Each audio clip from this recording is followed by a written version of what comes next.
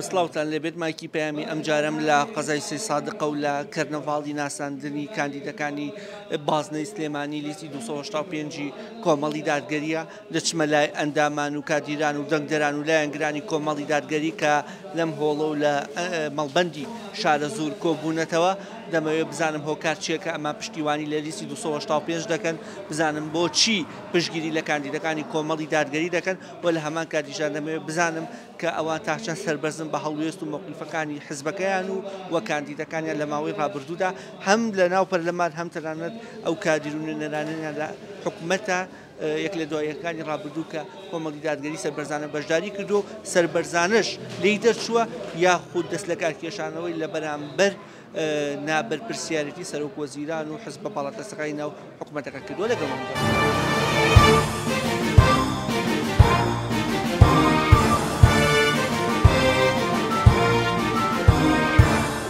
کۆمەڵی دادگەری کوردستانێ خاوەن خەرمانی سەروەری داستانێ وڵات دیارە کۆمەڵی دادگەری یاخود کۆمەڵی ئیسلامی پێشوو کۆمەڵی دادگەری ئێستا حیزبێکی ڕەسەنی کوردیە دیارە کای سیاسی لە مەنزوری ئیسلامی و لە ڕەوشت و ئەخلاقی ئیسلامی بریتیە لە چاکەی خەڵک ویستن جا بۆیە کاتێکە لە نزیکەوە یعنی ئەگەر بە ویژدانەوە دیقەتە دەیت ئەم پێناسەیە لە کۆمەڵی ئیسلامی بە درێژایی مێژوەکەی بەرجەسە بووە و دووپات بووەتەوە بۆیە منیش هەر لە سەرەتای لایومەوە یعنی لە مێرد منداڵی و لایومەوە کاتێک ئاشنا بووم بەم مەدرسەی کۆمەڵی ئیسلامی بۆیە پەیوەندیم پێوە کردووە و زۆرێک لەوەی کە فێر بووم لە چاکەویستی لە خەڵک خۆشویستن لە ئینتیما بۆ نیشتیمان لە چاکەی گشتی ویستن و لە دژ بە گەندەڵی و لە بەرەی مەزڵوم بوون هەموو ئەمانە وەکو ویسامێک وایە کە کۆمەڵی ئیسلامی ئەی بەخشێتە شوێنکەوتوانی بۆیە منیش ئینشاڵڵا تەمە ناکەم لەو جۆرە مرۆڤانە بم کە کۆمەڵ پەروەردەی کردووە بەو نەفەسە و بەو ئاکار و خوڵقەتە بەرزانە وەکو ئەندامی وەکو هاوڵاتێکیش وەکو دەنگدەرێکیش شانازی بە هەڵوێستانی ڕابردووی کۆمەڵی دادگەریەوەکەی بەڵێ جاگەر یعنی بەڕاستی ئەگەر فیدباکێک وەرگرین لە کۆمەڵ بۆمان دەرەکەوێت کۆمەڵ چ لە پەرلەمانی کوردستان و چ لە پەرلەمانی عێراق و لە هەمان کاتە چی لە حکوومەتە خۆجێیەکان ئەو خەڵکانی کە هەبوون نەک خۆیان نمونەیەکی ناسراوی باشە بوون هەر ئەو پێگە و دام و دەستگا و یعنی ڕەوشتی کە ئەوان تایە چ ڕەوشتێکی سیاسی و بیا کۆمەڵایەتی یا حکومی و خزمەتی ولانی تەنفیزی بە خەڵکیان ناساندووە ئەگەر دیقەت بدەی زۆرێک ئیستا بۆ نمونە ئەگە سەیری ژینگە بکەی وەزارەتی ژینگە بۆ وەزارەتی ژینگە کێ لە کوردستان دروستی کرد بۆ یعنی یەکەمین وەزیری ژینگە پارێز کادرێکی کۆمەڵی ئیسلامی نەبوو و ئەو دەستگای ژینگەی دروست نەکرد و زۆر سەرکەوتوو نەبوو تایە یعنی ئێمە ناسێنەری یعنی دەستگا و دامەزراوەکانی حکوومەتین بەو شێوازەی کە چاک و خزمەتکارە وەڵاهی ئێمە بە زەروریاتێکی ئەزانین بۆ کوردستان لە بەرێمەوەکو کۆمەڵی ئیسلامی کۆمەڵی دادگەری بەڕاستی جێگای شانازیە سپاس بەخوای پەروەردگار ئێمە ڕێڕەوی پێغەمبەری خوا صلی الله علیه وسلم سنەتەکانی پێغەمبەری خوا لە زۆر بەو شوێنەکانە بەردەوام خزمەتمان کردووە سپاس بەخوای پەروەردگار ئێمە وەکو کۆمەڵ چەندین مەدرسەمان هەیە چەندین خزمەتمان هەیە وەکو خزمەتەکانی بەخشینمان هەیە خزمەتی کۆمەڵی خێرخوازیترمان هەیە ئێمە شانازیەکەین بەم ئیسلامەوە و خۆمان بە جێگەی شانازیە کۆمەڵ ئیسلامی 285 بەڕاستی شیاوی ئەوەیە کە دەنگی بینی وەکو مسلمان وەکو مامۆسایەکی فعلە دینەکەمانەکە مامۆسایەکی یانی تا چه شانازی بە هەڵوێستەکانی ڕابردووی کۆمەڵی دادگەریەوە بەڵێ وەڵای سوپاس بەخوای پەروەردگار ئێمە جێدەستمان دیار بووە گەر لە پەرلەمانی عێراقا بۆ نمونە ئەندام پەرلەمانانی ئێمە جێدەستێکی جوانیان بوو هەم دیفاع لە دین هەم دیفاع لە کوردستان هەم خزمەتی کوردستان هەم توانیویانە جێدەستی خۆیان دیاری بێ و جێگەی شانازیشن بەڕاستی نمونەمان زۆرە وەکو کاکە ئەحمەدی حاجی ڕەشی وەکو باقی ئەندام پەرلەمانان ترمان جێگای دڵخۆشیمان بەڕاستی کۆمەڵی دادگەری کوردستانێ خاوەن فەرمانی سەروەری داستانێ شنەی شەماڵی گەرمیان و جێستانێ بۆکو ئەندامێک و وەکو لایەنگرێکی کۆمەڵی دادگەری بۆچی بڕیارداوە پشتیوانی ئەم حزبە و ئەم لیستە و ئەم کارتدانە بکەی جیاوازەکەی لێوانی دیکە چیە لە حزبەکانی دیکەوە بڕیارداوە پشتیوانی لەمان کرد دەستان خۆش بێ بە خێراتنتان دەکەم بەڕاستی قسەیەک هەیە لە پەنجەکانی دەست وەکو یەک نییە ئەوەی لە دەسەڵاتایە پارە و نەوت و هەموو شتێکی لەبەردەستایە دزی و فزی و گەندەڵی پێکاوە کۆمەڵی دادگەری هەموو کاتێک وە بۆ هەمیشەیی لە بەرەی مەزلوم و چەوسا و شەقامی ناڕازی خەڵکی کوردستان نابووە نوێنەری وەکو کاک ئەحمەدی حاجی ڕەشی و سۆران عومەر و مامۆستا عومەر گوڵپی هەیە کە هەموو کاتێ داکۆکی کارێکی سەرسەخت بوون لە مافەکانی گەلی کوردستان و هیچ کاتێک نەسەڵمیونتەوە لە لۆمەی لۆمەکاران نەترساون ئەوەی قسەی حەق و ڕاستی بێ و مووقیفی جوان و جەری و جوانیان هەبووە لە بەرامبەر هەموو ئەو باج و خەراج و گرانی و ناقەیرانانەی کە دەسەڵات دروستیان کردووە بەم شێوەیە. بسم الله الرحمن الرحيم الحمد لله الصلاة والسلام على رسول الله صلى الله عليه وسلم قربان جامع کۆمەڵی ئیسلامی ئەمە خۆم هەر پێشمەرگە بزوتنەوەی ئیسلامی بووم خەڵکێکی مسلمان الحمد لله و پێشگیری ئەمە لە مسلمانانەکەین لەبەر خاتی ئەو ئاڵای لا إله إلا الله محمد رسول الله ئەم جار خەڵکێکی دەست پاک و داوێن پاک و بە ئەخلاق و خەڵکی چاک چەند پشتیوانی لە هەڵوێستەکانی ڕابردوو حزبەکە دەکەیت کە کۆمەڵی دادگەری و حزبی هەمومانە و لە هەمان کاتیژە جەنابەت تا چەند بە شانازیەوە لە ڕابردووی حزبەکە دەڕوانی و لە مووقیفەکان وەڵا زۆر بە شانازی و حتا من ماوم غەیری ئیسلام و کۆمەڵی ئیسلامی و مسلمانان هیچ کەسم ناوێ من و بە هیچ شێوەیەکی قەرێ ئەلمانی ناکۆم حتا من مابم لەبەر خاتری شەماڵی گەرمیان و جێستانێ ڕەنجی خاکێ بەیامی شەهیدانێ ڕەنجی خاکێ بەیامی شەهیدانێ ئێمە ئەو ئەندام پەرلەمانانەی پێشوو کە دەنگمان پێدان هیچ وەختێک پەشیمان نەبووین چونکە داگۆکیان لە مافی خەڵک کردووە ئێمەش نەک خۆشمان خەڵکیشمان هاان داوە دوومانە هەر ئیشێکی خێر بکات و تایە بەشداری بە حەقەت هەروایشە ئەگەر خوانەخواست پیاوی خراپیش بێت ئەو کاتێش هەرتیایە بەشداری جا ئێسێش ئەم کۆمەڵێک برای دەست بە دەست نوێژمان خۆیان مڕەشەح کردو خۆیان کاندید کردووە بۆ پەرلەمانی عێراق داواکارم لە هەموو مسلمانان دەنگ بدەن بە لیستی 285 چونکە وەڕاستی بەرگری لە مافەکانی خەڵکەکە چ شانازی بە هەڵوێست و مووقیفەکانی کۆمەڵی دادگەری و کاندیدەکانی وە بەڕاستی ئێمە لە هەموو شوێنێکە یعنی نەک خۆمان نەک ئەندامانی کۆمەڵی دادگەری خەڵکیش ئەو شایەتی بۆ داوین کە ئەندام پەرلەمانەکانی کۆمەڵی دادگەری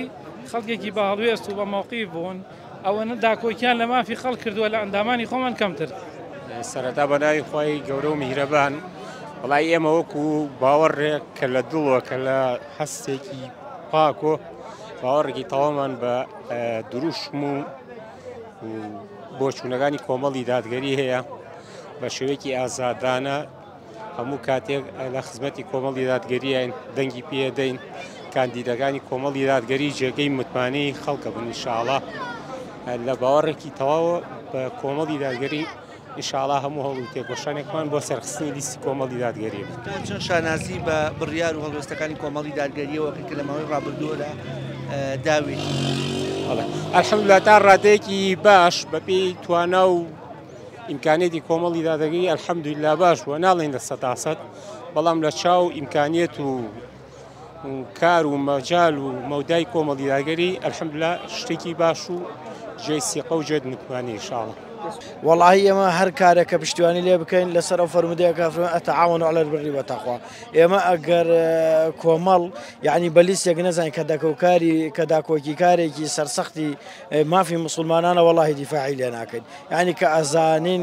یعنی هەر لە ئەندامێکی ئاسایی و حتاوەکو سەرکردەکانی پلەباڵا هەرمیان سوپاس بۆ خی گەورە کەسانی چاک و بە هەڵوێستن و دیفاع لە شریعەتی ئیسلامەکەن کە بە گوێرەی توانە ولا يكلف الله نفسا الا وسعها. تا چەند شانازی بە هەڵوێست و مووقیفەکانی کۆمەڵی دادگەریەوە کەیتوە نوێنەرەکانی لە پەرلەمان و لە حکومەت لە ماوەی ڕابردوودا کە دەریان وەڵاهی گومان لەوان نییە کردەوەی ئینسان نییە کە شایانی ڕەخنە لێگرتن نەبێ بەڵام تا سەری ئەسخان دەستخۆشی لە کار و کردەوەکانیانەکەم بەڕاستی بۆ ئەم سەردەمە یعنی زۆر لە توانای خۆیان هەوڵیان داوە داکۆکی کارێکی سەرسەختی مافی خەڵک بوون دەستخۆشیان لێکرد.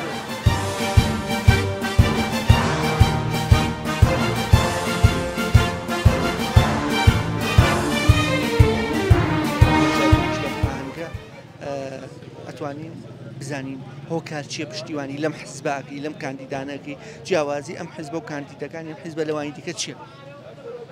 بسم الله بەناوی خوا جیاوازی کاندیدەکانی ئێمە لەگەڵ حیزبەکانی درا زۆری فەرقە ئەو هەوڵ یعنی ئێمە تەنها کاندیدێکمان لە پەرلەمانی عێراقا هەبوو بەقەی 10 ئەندام پەرلەمانیەکانی تر ئیشی کردو دیار بوو لەناو خەڵکە لە خزمەتی خەڵکا بوو بەس ئەوان تر لەوەکە هەر بۆ پلۆپۆست و پارە و دنیا ڕۆشت بن ئێمە قیامەتمان فەرقی لەگەڵەوانە دنیامە فەرقی لەگەڵەوانە ئێمە بەرنامە بەخشینمانەیە کە یعنی خزمەتێکی زۆر گەورەی کردو بە خەڵکی ژار و لەسەر تاسەی کوردستانە اینجا کاندیدانی ئێمە زۆریان فەرق لەگەڵەوانە هیوادارم سەرکەون بە هەموو هەوڵێمانبوونێکی خۆمان پشتیوانیان لێگەن ئینشاءڵڵا تا چەند پشتی و شانازی بە هەڵوێست و موقیفەکانی ڕابردویان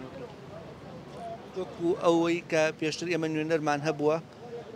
لە حکوومەتە و دواتر نوێنەریشمان هەبووە لە پەرلەمانی کوردستان و عێراقیش تا چەند هەستەکەی موقیفەکانیان ئەرێنی بووە وەجی شانازی جەنابوو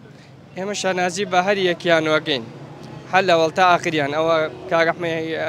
حاجەڕەشی ئەوە ئەندامانی پەرلەمانی کوردستان حد لە